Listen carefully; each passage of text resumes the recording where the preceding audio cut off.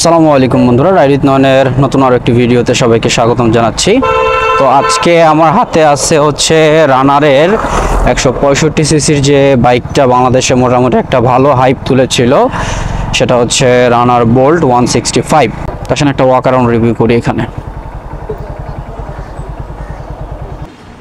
তো এটা হচ্ছে রানার বোল্ট 165 আর ব্র্যান্ড অরিজিন হচ্ছে রানারের, বাংলাদেশের ব্র্যান্ড এটা। তো রানার অটোমোবাইল লিমিটেড এই বাইকটা বাংলাদেশে এনেছিল। তো এটা নেকেড স্পোর্টস সেগমেন্টের একটা বাইক, যার প্রাইস হচ্ছে 1,89,000 টাকা। এটার যদি পিছনের টায়ারটা দেখেন 130/70 সাইজের একটি রেয়ার টায়ার, ডিস্ক ব্রেক ব্যবহার করা হয়েছে পিছনে, এবং সামনের সাইডে আপনার 100/80 সাইজের একটা টায়ার আপনারা পাচ্ছেন। 17 সাইজের অ্যালয় রিম, দুইটাই হচ্ছে টিউবলেস টায়ার, এবং আপনি সামনে পিছনে দুইটাতেই কিন্তু আপনি পেয়ে যাচ্ছেন ডিস্ক ব্রেক, এবং ফ্রন্টে আছে ইউএসডি সাসপেনশন, যেটা কিন্তু মোটামুটি 165 সিসি সেগমেন্টে বাংলাদেশের বাজারে একটু কমই দেখা যায়। তাছাড়া বন্ধুরা, এটার যদি আপনি অন্যান্য বডি ডাইমেনশনটা দেখেন, অসাধারণ দেখতে। কিন্তু পিছনের টেল ল্যাম্পটা দেখেন, পিছনের টেল ল্যাম্পটা দেখতে একটা স্পোর্টস বাইকের মতোই লাগবে, যেহেতু এটা নেকেড স্পোর্টস বাইক সেহেতু দেখতেও তেমন লাগবে, এবং খুব ভারী শক্তপোক্ত একটা বাইক কিন্তু এটি। প্যাসেঞ্জার গ্র্যাব রিল আছে, সারি গার্ডটা এটার সাথে অ্যাডজাস্টেবল না, যেহেতু স্পোর্টস ক্যাটাগরির, এর মধ্যে সারি গার্ডটা নাই। আর তাছাড়া এটা 5 স্পিড গিয়ার বক্সের একটি বাইক, এটার মাইলেজটা মোটামুটি খারাপ না। আপনাদের যদি আমি মিটার সেকশনটা দেখাই, দেখবেন মিটার সেকশনটার মধ্যে যতগুলি তথ্য প্রয়োজন সবগুলি তথ্য কিন্তু মিটার সেকশনে অ্যাভেলেবেল দেওয়া আছে। এদিকে কোনো কমতি এখানে স্পিডোমিটার, অটোমিটার, টাইম, কিলোমিটার, ফুয়েল গজ, গিয়ার ইন্ডিকেটর সব কিছু রাখছে। সুইচ কোয়ালিটিগুলো মোটামুটি খারাপ না, সুইচ কোয়ালিটিগুলো মোটামুটি অ্যাভারেজ মানের আছে, সুইচ কোয়ালিটিগুলো ভালো। আর এখানেও হচ্ছে হ্যান্ডেল বারের ভিতরে যে মানে ওর হ্যান্ডেলটাও চেঞ্জ করছে, ওর সুইটেবল মতো লাগাই নিচ্ছে যে হচ্ছে বাইকের ইউজার। ফ্রন্টে যদি দেখেন, ফ্রন্টে আপনার লাইটিংটা দেখেন একটা রোবোটিক ভাব আছে। তাছাড়া ইঞ্জিনের ক্ষেত্রে বলতে গেলে আসলে এইসব ব্যাপার আপনারা তো অনলাইনে অ্যাভেলেবেল পেয়ে যাবেন, তারপরেও আপনাদের সাথে শেয়ার করতেছি। সেটা হচ্ছে এটা কিন্তু মূলত 164 সিসির একটা engine, single cylinder 4 stroke air cooled engine, 132 BHP, যার ম্যাক্সিমাম পাওয়ার, ম্যাক্সিমাম টর্ক হচ্ছে 14 নিউটন মিটার। কার্বোরেটর সিলিন্ডার 1, যেমনটা আর কি হয়ে থাকে আপনার নর্মালি অন্যান্য 165 সিসির বাইক। এগুলো আপনারা গুগলে সার্চ করলে পেয়ে যাবেন। 12 লিটার একটা ফুয়েল ট্যাঙ্ক আছে, হাইট হচ্ছে 1080 mm, কার্বোয়েট 150 KG, ground clearance 170 mm, etcetera etcetera. এটা বেশ কিছু কালার ভেরিয়েন্ট বাংলাদেশে আছে, তার মধ্যে আপনার ব্ল্যাকটাই সবচেয়ে বেশি চলে আছে। এটা হচ্ছে আমার মার্কেটের এক ছোট ভাইয়ের। তো অনেকদিন বলতেছিল ভাই বাইকটা একটু চালান, একটা রিভিউ করেন। তো বাইকটার আগেও আমি 2-1বার চালাইছি, আমি ওকে বলছিলাম যে রিভিউ করবো একদিন সময় পেলে। তো আজকে একটু অফিসের কাজের চাপ কম, এর জন্য মূলত আজকে ওর কাছ থেকে বাইকটা নেওয়া রিভিউ করার জন্যে। তো এই বাইকটা আমি এর আগে চালায়ে তেমন একটা মজা পাই নাই, আর এখন তো বাইকের বয়স অনেক হয়েছে, এখন তো চালায় আরও মজা পাবো না, এটাই স্বাভাবিক। বাইকটা একটু হেভি, আর বেশ কিছু নেগেটিভ অ্যান্ড পজিটিভ সাইড আছে এই বাইকটার, যেটা আমি আপনাদের সাথে আজকের এই ভিডিওর মাধ্যমে তুলে ধরার চেষ্টা করব। তো প্রথমত বলতে গেলে এই বাইকটা হচ্ছে 165 সিসির একটা বাইক, যেটা হচ্ছে রানার ব্র্যান্ডের। রানার মোটরসাইকেল এই বাইকটাতে বেশ কিছু সংযোজন করছে। তাদের যত ছোট যে সিসির গাড়িগুলি আছে, 80 সিসি, 100 সিসি, 125 সিসি, টার্বো, তো ওইগুলি সব কিছুর যে ভুল ত্রুটিগুলো ছিল ওইগুলো সংশোধন করে তারা হচ্ছে 125 সিসির এই বাইকটাতে, 165 সিসির এই বাইকটাতে বেশ কিছু আপগ্রেড সংযোজন করেছিল। তো তাদের যেহেতু এটা সর্বোচ্চ সিসির বাইক, তারা চেষ্টা করেছে বাইকটাতে সব কিছু প্রপারলি যেন ইউজ করা যায় সেটা করার জন্য। কিন্তু তারপরেও দেশি কোম্পানি চাইলেও বাইরের ইন্টারন্যাশনাল কোম্পানির সাথে বিট করতে পারে না।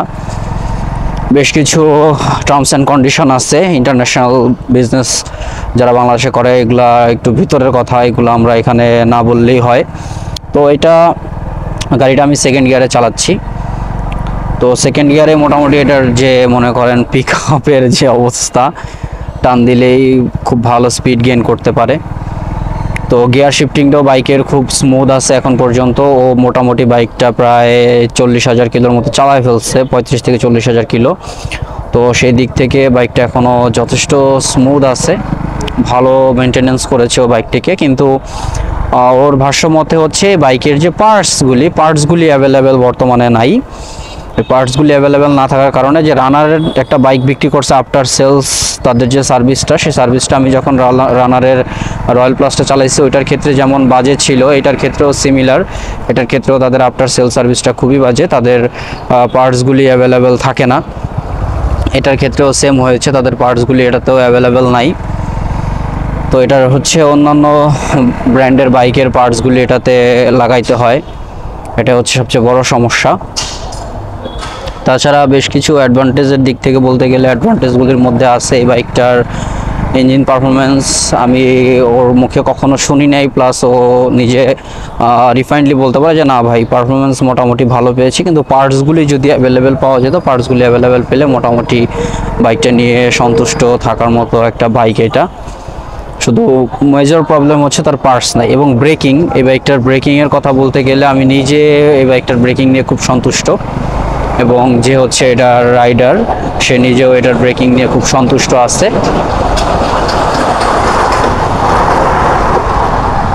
আচ্ছা, শব্দ ছিল।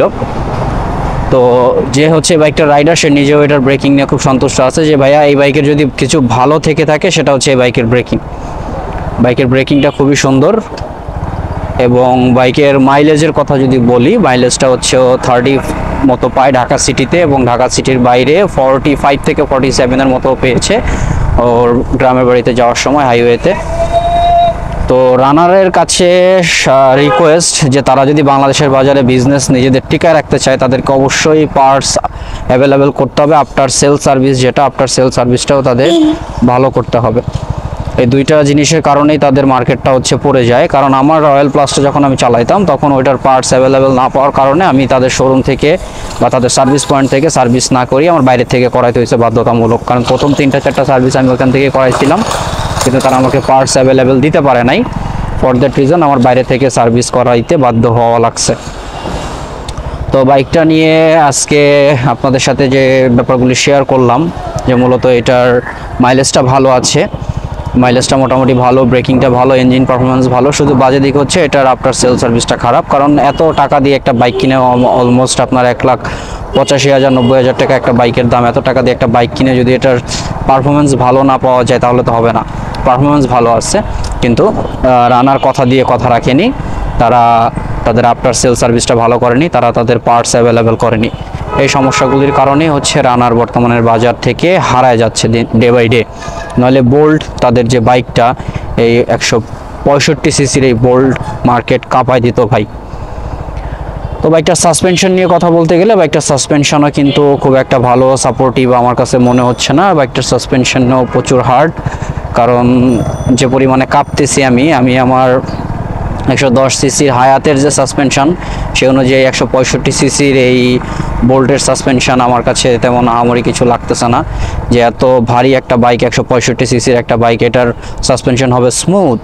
তো এটার সাসপেনশন আমি যখন আজ থেকে আরও 6 মাস 1 বছর আগে এই বাইকটা চালাইছিলাম, তখন আমার কাছে এটা সাসপেনশন আহামরি তেমন কিছু লাগে নাই। এটা সাসপেনশন খুবই বললে ভুল হবে, মোটামুটি হার্ড। সাসপেনশনটা খুব ভালো খেলতেছে না, কারণ এই নর্মাল একটা রাস্তা দিয়ে চালাচ্ছি, এখানেও ডিরেক্টলি হিট করতেছে বডিকে, সাসপেনশনটা ওইভাবে কাজ করতেছে না। সাসপেনশনে একটা সমস্যা আমার কাছে মনে হচ্ছে। ব্রেকিংটা ভালো, মাইলেজটা যেহেতু যে ইউজার সে বলতেছে মাইলেজ ভালো, দ্যাটস মিন মাইলেজ ভালো। ইঞ্জিন পারফরমেন্সও সে ভালো পেয়েছে, ইঞ্জিন পারফরমেন্সও ভালো।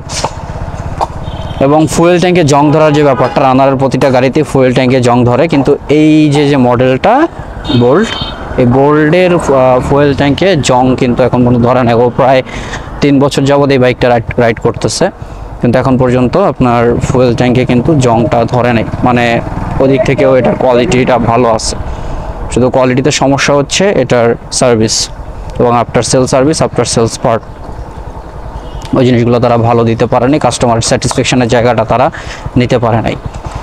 আর যেহেতু আমি আজকে এটা রাইডটা করতেছি হচ্ছে লালমাটিয়ার ভিতর দিয়ে, তো লালমাটিয়ার ভিতরে রাস্তাঘাটটা একটু ভাঙাচোরা প্রথমত, দ্বিতীয়ত একটা বিজি এরিয়া।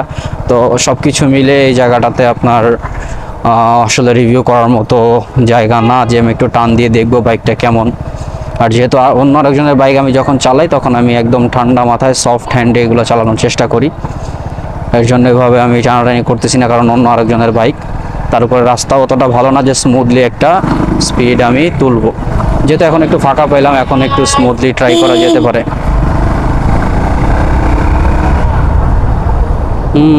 ব্রেকিংও তেমন খারাপ না, ব্রেকিংও ভালো আছে। ছোট্ট একটা টান দিয়ে দেখলাম, টান দেওয়ার পরে ব্রেক ধরলাম, ব্রেকটাও স্মুথলি হইলো। যদিও ওর সামনের ব্রেকটা একটু হার্ড মনে হচ্ছে আমার কাছে, কিন্তু পিছনের ব্রেকটা খুবই স্মুথ আছে, আমার কাছে খুবই স্মুথ লেগেছে পিছনের ব্রেকটা। তো সেটা হচ্ছে রানারের বাইকগুলো কিন্তু ঝনঝনে চনচনে হয়ে যায়, কিন্তু সেক্ষেত্রে এই বোল্ডের ব্যাপারটা কিন্তু বোল্ডের ক্ষেত্রে সেটা ঘটে নাই। বাইকটা কিন্তু এখন পর্যন্ত ঝনঝনে হয় নাই, মানে এটার যে বডি পার্টস কোয়ালিটিগুলি এগুলিও মোটামুটি ভালো দিয়েছিল তারা, কিন্তু সময় পরিক্রমায় হারিয়ে যাচ্ছে বাংলাদেশের একটা সুন্দর বাইকের ব্র্যান্ড। যদিও আরও বেশ কিছু ব্র্যান্ড বাংলাদেশ থেকে বাংলাদেশে আসছিল, যমুনা বলেন, ওয়ালটন বলেন, তারা তাদের সার্ভিসটা ধরে রাখতে পারে নাই, সেই রকম ওয়ালটনও ধরে রাখতে পারতেছে না। বর্তমানে তাদের বিভিন্ন ব্র্যান্ডের অন্যান্য বাইক নিয়ে তাদের বিজনেস করা লাগতেছে। খুবই জ্যাম এই রাস্তাগুলোতে, খুবই জ্যাম। এই জ্যামের ভিতরে আসলে একটু সমস্যা।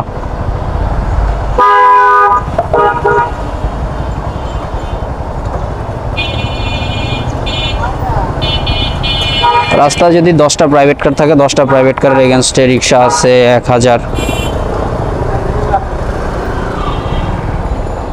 জ্যামটা লেগে গেল।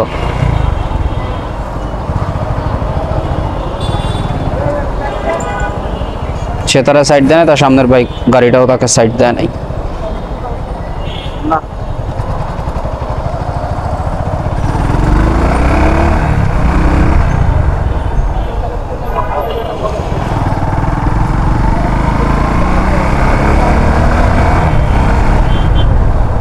অসাধারণ অসাধারণ বাইকের টান, অসাধারণ টান বাইকের।